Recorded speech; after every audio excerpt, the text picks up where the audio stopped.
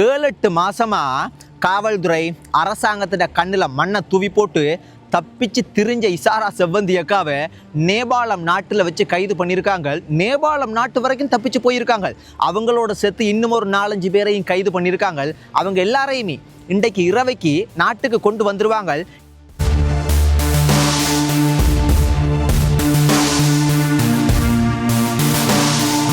இதுல பெரிய ட்விஸ்ட் என்ன தெரியுமா? அவங்களோட சேர்த்து யாழ்ப்பாணத்தை சேர்ந்த ஒருத்தவங்களையும் கைது பண்ணியிருக்காங்களாம். அவங்கள ஏன் கைது பண்ணாங்கன்னு பார்க்க போகும்போது பெரிய ட்விஸ்ட் உண்டு. அதுதான் என்னண்டா, எல்லாருமே என்ன யோசிச்சு கொண்டிருந்தோம். இதெல்லாம் பார்க்கும்போது எனக்கு என்ன தோணுதுண்டா, இலங்கை நாட்டில் வாழ்றது போல எனக்குண்டா தோணவே இல்லை. எனக்கு ஒரு தியேட்டர் உள்ளுக்கு போயிருந்து இன்வெஸ்டிகேஷன் சம்மந்தப்பட்ட ஒரு படம் பார்த்தா எப்படி இருக்கும் இல்லைண்டா, இன்னும் தெளிவாக புரியணும்டா. சூர்யாவோட சிங்கம் 2, சிங்கம் 3 படம் பார்த்துருப்பீங்க. அந்த படத்தில் சூர்யா நாடு விட்டு நாடு போய் இந்த விசாரணையெல்லாம் நடத்தி பெரிய பெரிய குற்றவாளிகளை எல்லாம் பிடிச்சி இழுத்து கொண்டு நாட்டுள்ளுக்கு கொண்டு வருவேன்.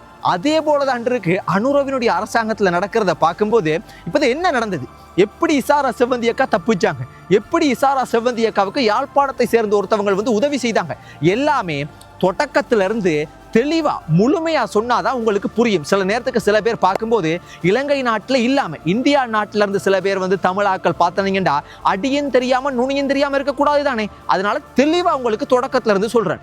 1 வருஷத்துக்கு முதல் புதிய அரசாங்கம் அனுரகுமார திசாநாயக் அவங்களினுடைய அரசாங்கம் இந்த நாட்டை பொறுப்பெடுக்கிறாங்க. பொறுப்பெடுக்கும் போது மக்கள் எல்லாருமே என்ன நினைச்சாங்க என்றால், புதிய சூழ்நிலை, புதிய அரசாங்கம், புதிய மாற்றம் இந்த நாட்டில் வரப்போகுதுன்னு நினைச்சாங்க. ஆனால் வந்த மாற்றம் என்னென்றால், எல்லா இடத்துலையுமே துப்பாக்கி சூட்டு சம்பவங்கள் நடந்தது. பைக்கில் வருவாங்க, துப்பாக்கியால் சூட் பண்ணுவாங்க. இதை பார்க்கும்போது மக்களுக்கு படு பயங்கரமாக இருந்தது. அதே போல் போதைப் பொருள் எல்லாம் தலை விரிச்சு ஆட தொடங்கினது. இந்த மாதிரியான சூழ்நிலையை பார்க்கும்போதே மக்களுக்கு இந்த நாடு எங்கே போகுதுன்னு யோசிச்சு கொண்டிருந்தாங்க.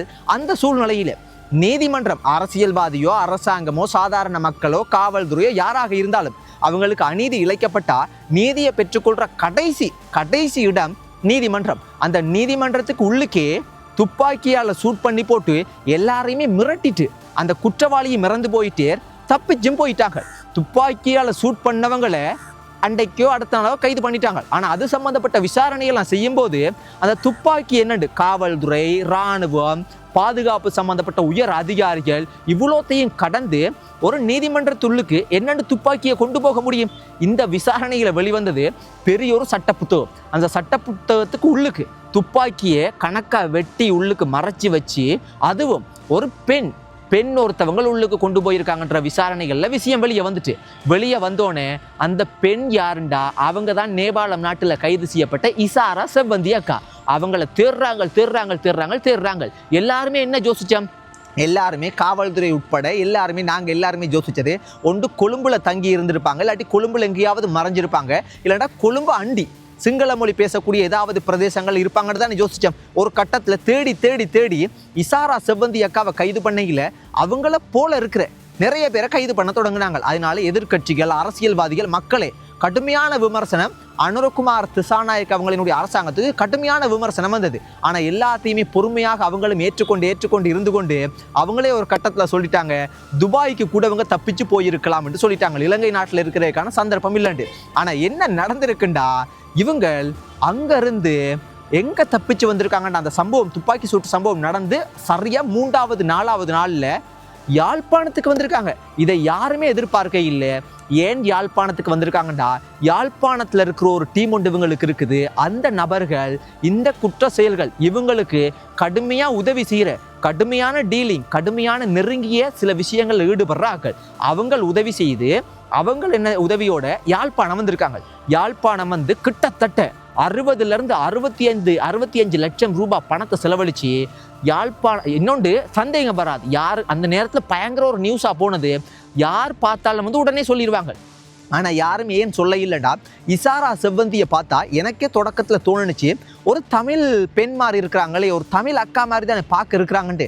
அதுவும் அவங்களுக்கு சாதகம். அந்த சாதகத்தையும் அவங்க வச்சுக்கொண்டு அவங்களோட ஹேர் ஸ்டைல், அவங்களோட ட்ரெஸ்ஸிங் ஸ்டைல் எல்லாம் மாற்றிக்கொண்டு என்ன செஞ்சுருக்காங்க, யாழ்ப்பாணத்துக்கு கணக்காக சேர்ந்துட்டாங்க. யாழ்ப்பாணத்தில் இருந்து கொண்டு 65 லட்சம் ரூபாய் செலவழித்து யாழ்ப்பாணத்திலேருந்து இந்தியாவுக்கு போயிருக்காங்க. இந்தியாவில் போய் இந்தியாவில் 3-4 வாரங்கள் அங்கேருந்து அதன் பிற்பாடு நேபாளம் நாட்டுக்கு தப்பிச்சு போயிருக்காங்க. இவ்வளோ விஷயம் செய்யறதுக்கு மெயினாக உதவி செஞ்சது யாருண்டா, யாழ்ப்பாணத்தை சேர்ந்த ஒரு டீம் ஒருத்தவங்க தான். யாழ்ப்பாணத்தை சேர்ந்த அது ஏதோ ஒரு பேருண்டு, நம்ம ஜக்கு போயோ பக்கு போயோ ஏதோ ஒரு போயோ பாயோன்ற மாதிரி ஒருத்தவங்க தான் செய்திருக்காங்க. அவங்களும் சேர்த்து கைது செய்யப்பட்டிருக்காங்க. யோசிச்சு பாருங்க, இது சர்வசாதாரண விஷயமா, நிஜ வாழ்க்கையில சாத்தியமா? இந்த காணொளி பார்க்குற நீங்க இது போல குற்ற செயல்கள் செய்யக்கூடிய ஒருத்தவங்களோட தொடர்பு வச்சு கொள்ளுவீங்களா? இல்லண்டா உதவி செய்வீங்களா? உதவி செய்யறதுக்கு மனசு வருமா? முடியுமா? முதலாவது ஆனா செய்யறாங்க. வாழ்க்கையில நிஜ வாழ்க்கையில சாத்தியம் இல்லாத விஷயங்களை செய்யறாங்க. சினிமாவில் பார்க்கக்கூடிய விஷயங்களை எல்லாம் நிஜ வாழ்க்கையில செய்யறாங்க. அப்ப நேபாளம் நாட்டுக்கு போயிட்டாங்க. ஆனால் இவங்க இசாரா செவ்வந்தி அவங்க தப்பிச்சு போனாலும் இவங்களோட பெரிய பெரிய தலைகள் எல்லாம் என்ன செஞ்சாங்க, சில நாட்களுக்கு முதல் இந்தோனேசியாவில் வைத்து கைது செய்யப்பட்டு அவங்கள நாட்டுக்கு கொண்டு வந்துட்டாங்க. பெரிய தலைகளை பிடிச்சாச்சு தானே, இனிமேல் சின்ன தலைகளை தான் பிடிக்கணும். இப்போ இவங்களை வந்து என்ன செய்வாங்க, பிடிச்சி கொண்டு வந்த பெரிய தலைகளை இன்வெஸ்டிகேஷன் என்றால் இப்போ நான் காணொலியில் கதைக்கிற மாதிரி இருக்கு, நீங்கள் கேட்குற மாதிரி இருக்குமா? இல்லை, அங்கே அவங்களுக்கு நீதி கேட்டு யாருமே போக முடியாது. அவங்களுக்கு கொடுக்குற சாப்பாடுகள் எல்லாம் ட்ரீட்மெண்ட்டுகள் எல்லாம் உள்ளுக்கு இருக்கிற வயிற்றுள்ளுக்கு இருக்கிற குடலே வெளியே வந்துடும். அந்த மாதிரிக்கு தான் வந்து விசாரணைகள் நடக்கும்.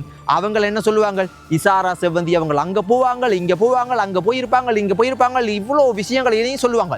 ஆனால் இசாரா செவ்வந்தி அக்காவும் லேசுப்பட்டால் இல்லை. இவ்வளோ விஷயங்களையும் ஒரு பெண் செய்கிறாங்கண்டா எப்படி பக்காவானாலும் இருப்பாங்க. அப்போ அவங்களுக்கும் தெரியும் உள்ளுக்கு பெரிய தலைகள் வந்து மாட்டுப்பட்டுட்டாங்க, பெரிய தலைகள் சொல்லுவாங்கன்ட்டு அவங்களும் கணக்காக கச்சிதமாக தப்பிச்சு போயிருப்பாங்க. அவங்களும் கணக்காக பிளான் பண்ணி மாட்டுப்படுறதுக்கான சந்தர்ப்பம் இருக்குது. நம்மட ஆக்களும் உள்ளுக்கு வந்து பிடிபட்டு இருக்கிறாங்க சொல்லுவாங்கன்னு தெரிஞ்சனால தான் இவ்வளவு 7-8 மாசமா அவங்களால தப்பிக்க முடிஞ்சிருக்குது. இதுல இந்த காணொலி பார்க்குற நீங்க புரிஞ்சு கொள்ள வேண்டியது முக்கியமா யாழ்ப்பாணம் என்ற பெயர் ஒன்று வருது. யாழ்ப்பாணத்தை சேர்ந்த ஒருத்தவங்க உதவி செய்திருக்காங்க. இதுல புரிஞ்சு கொள்ள வேண்டியது என்னென்றால், யாழ்ப்பாணத்துல மட்டுமில்ல, வடக்கு கிழக்குல திருகோணமலை, மட்டக்களப்பு, வவுனியா, முல்லைத்தீவு, கிளிநொச்சி இப்படி இந்த மாதிரியான இடங்கள்ல இருக்கிற முக்கியமா தமிழ் பெற்றோர்கள் நீங்க புரிஞ்சு கொள்ளணும். இந்த போதைப் பொருள் சம்பந்தப்பட்ட மிகப்பெரிய குற்றவாளிகள், இதோட தொடர்பு பட்டாக்கள், போதைப் பொருள் விற்பனை செய்கிறவங்க, கொலையே செய்யக்கூடிய நிறைய டீமுகள் இந்த வடக்கு கிழக்குல ஊடுருவி இருக்கிறாங்க. நீங்கள் உங்களோட பிள்ளைகளை தெரிஞ்சவங்களோ தெரியாதவங்களோ நல்லவங்களோ கெட்டவங்களோ யாரோட பழகுறாங்க, எங்க போறாங்க, என்ன செய்யறாங்க, எப்படியான வாழ்க்கையை வாழ்றாங்க, அதை கட்டாயம் அவதானிக்கணும், பார்க்கணும். பார்க்க இல்லைண்டா நாளைக்கு இது போல ஒரு மோசமான ஆட்களுக்கு உதவி செய்துட்டா நாளைக்கு எப்படி பெயர் வரும்? மட்டக்களப்பை சேர்ந்த நபர், திருகோணமலையை சேர்ந்த நபர், வடக்கு கிழக்கை சேர்ந்த நபர், தமிழ் குடும்பத்தை சேர்ந்த நபர், முல்லைத்தீவை சேர்ந்த நபர், மன்னாரை சேர்ந்த நபர், வவுனியாவை சேர்ந்த நபர், கிளிநொச்சியை சேர்ந்த நபர், இது போல வரும்போது யோசிச்சு பாருங்க. அதனால இன்றைக்கு சிக்கப்பட்டிருக்கிற இசாரா செவ்வந்தி அக்காவோட சிக்கப்பட்டிருக்கிற யாழ்ப்பாணத்தை சேர்ந்தவங்க உண்மையாகவே இறக்கப்பட்டு தெரியாதனமா உதவி செய்ய போய் மாட்டி இருப்பாங்களான்னு கேட்டீங்கன்னா அதுக்கான சந்தர்ப்பம் மிக மிக குறைவு. அவங்களுக்கும் பெற்றோர்கள் இருப்பாங்க, அவங்களுக்கும் சொந்தங்கள் இருக்கும், அவங்களுக்கும் சகோதரங்கள் இருக்கும்.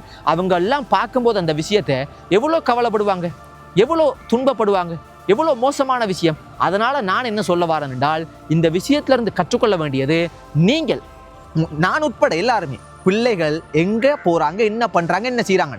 இன்றைக்கு சர்வசாதாரணமா போதை பொருள் தலை விரிச்சாடுது. அதுல இருந்து மீட்க முடியுமான்னு கேட்டீங்கன்னா இருக்கிற ஒரே ஒரு நம்பிக்கை, இந்த அரசாங்கம் இல்லைண்டா இந்த நாட்டை வேற எந்த ஒரு அரசாங்கமும் இந்த போதைப் பொருள்ல இருந்து காப்பாற்ற நான் நினைக்கல. அதனால கடும் கவனமா உங்களோட பிள்ளைகளை பாதுகாக்க வேண்டியது உங்களோட பொறுப்பு. இல்லைண்டா நாளைக்கு ஏதாவது ஒரு சிக்கல்ல சிக்கப்பட்டதன் பிற்பாடு ஒன்றுமே செய்ய முடியாது சொந்தங்களே. நன்றி சொந்தங்களே, கவனமாக இருங்க, பாதுகாப்பாக இருங்க, அதை தான் சொல்ல முடியும். நன்றி.